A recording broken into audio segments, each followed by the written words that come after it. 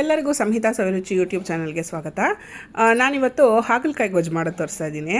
ಒಂದು 2-3 ಟೇಬಲ್ ಸ್ಪೂನಷ್ಟು ಎಣ್ಣೆ ಹಾಕ್ಬಿಟ್ಟು ಎಣ್ಣೆ ಕಾದ್ಮೇಲೆ ಸಾಸಿವೆ ಹಾಕ್ಕೊಳ್ಳೋದು. ಸಾಸಿವೆ ಚಿಟ್ಕುಟ್ಟದ ಮೇಲಿಂದ ಸಣ್ಣಗೆ ಹೆಚ್ಕೊಂಡಿರೋಂಥ ಹಾಗಲಕಾಯಿ ಹಾಕೋಬೇಕು.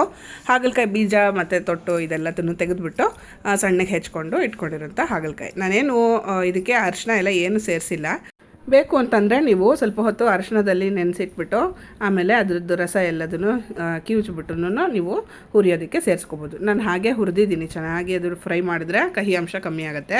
ನಾನು ಪೂರ್ತಿ ಕಹಿ ಅಂಶ ಹೋಗೋವರೆಗೂ ಇದೆಲ್ಲ ಕಹಿ ಅಂಶ ಎಲ್ಲ ತೆಗೆದುಬಿಡಲ್ಲ. ಸ್ವಲ್ಪ ಮಕ್ಕಳಿಗೆಲ್ಲ ಟೇಸ್ಟ್ ಗೊತ್ತಾಗಬೇಕು ಅಂತಂದ್ಬಿಟ್ಟು ಹಾಗೆ ಬಿಟ್ಟಿರ್ತೀನಿ. ಚೆನ್ನಾಗಿ ಫ್ರೈ ಮಾಡಬೇಕು ನೋಡಿ. ಅದಕ್ಕೆ ಬಣ್ಣ ಬದಲಾಗಿ ಫುಲ್ ಬೆಂದಿರೋ ಹಾಗೆ ಆಗೋವರೆಗೂ ಫ್ರೈ ಮಾಡಬೇಕು. ಅದಾದಮೇಲಿಂದ ಹುಣಸೆ ರಸ ಸೇರಿಸೋದು.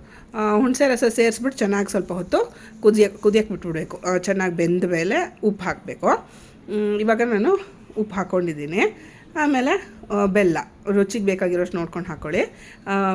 ಹಾಗಲಕಾಯಿ ಸ್ವಲ್ಪ ಕಹಿ ಇರುತ್ತಲ್ಲೋ ಬೆಲ್ಲ ಮುಂದೆ ಹಿಡಿಯುತ್ತೆ.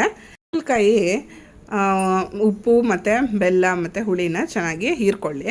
ಅಲ್ಲಿವರೆಗೂ ಚೆನ್ನಾಗಿ ಬಿಟ್ಬಿಡಿ ಸ್ವಲ್ಪ ಹೊತ್ತು. ಅದು ಬೇಯ್ತಾ ಇರಲಿ. ಅದಾದಮೇಲೆ ಸಾರಿನ ಪುಡಿ ಹಾಕ್ಕೊಳ್ಳೋದು. ನಾನು ಇವತ್ತು ರುಬ್ದಿರ ಹಾಗೆ ಸಿಂಪಲಾಗಿ ಮಾಡೋವಂಥ ಗೊಜ್ಜು ತೋರಿಸ್ತಾ ಇದ್ದೀನಿ. ಸಾರಿನ ಪುಡಿ ಒಂದು 2 ಚಮಚದಷ್ಟು ಸೇರಿಸ್ಕೊಂಡಿದ್ದೀನಿ. ಅದಕ್ಕೆ ಹಾಕ್ಬಿಟ್ಟು ಎಲ್ಲದನ್ನು ಚೆನ್ನಾಗಿ ಕಲಿಸ್ಕೊಳ್ಳೋದು. ನೋಡಿ, ಅದು ಚೆನ್ನಾಗಿ ರುಚಿ ಬರುತ್ತೆ. ಅಲ್ಲಿವರೆಗೂ ಚೆನ್ನಾಗಿ ಕುದಿಸ್ಕೊಂಬಿಡೋದು. ಇದಕ್ಕೆ ಆ್ಯಕ್ಚುಲಿ ಕಾಯಿ ತುರಿ ಬೇಕಾದರೆ ಹಾಕೋಬಹುದು. ನಾನಿವತ್ತು ಏನೂ ಹಾಕಿಲ್ಲ. ಹೀಗೆ ಮಾಡಿದ್ರೆ ತುಂಬ ದಿನ ನೀವು ಫ್ರಿಜ್ಜಲ್ಲಿ ಇಟ್ಕೊಂಡ್ರಂತೂ ತುಂಬ ದಿನ ಬಳಸ್ಬೋದು. ಅವಾಗೆಲ್ಲ ತಿನ್ನೋದಕ್ಕೂ ತುಂಬ ಚೆನ್ನಾಗಿರುತ್ತೆ. ಕಾಯಿ ತುರಿ ಹಾಕಿದ್ರೂ ಚೆನ್ನಾಗೇ ಇರುತ್ತೆ. ನಿಮಗೆ ಈ ಥರದ್ದೊಂದು ರೆಸಿಪಿ ಇಷ್ಟ ಆಯಿತು ಅಂತಂದರೆ ಖಂಡಿತ ಟ್ರೈ ಮಾಡಿ.